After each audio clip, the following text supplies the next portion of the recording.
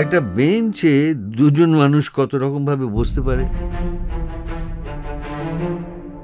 কতগুলো কথা বলতে ইচ্ছে করছে, কিন্তু জীবনের একটিমাত্র আকর্ষণ মানুষের মুখ। কয়েকজন অস্থির মানুষ। লাইনটা কেটো না প্লিজ।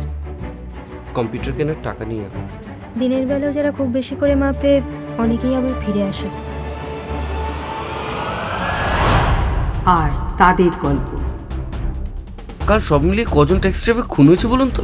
রিস্ক ছাড়া কোনো থ্রিল কখনো শুনেছো?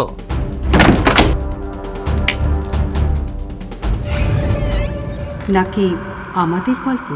I need to get out of this marriage. তাহলে যখন খুশি বেরিয়ে যাও, আমাকে কি দরকার? সারাদিন আর সারা রাত শুধু আমি তাকে খুঁজে খুঁজে যাই।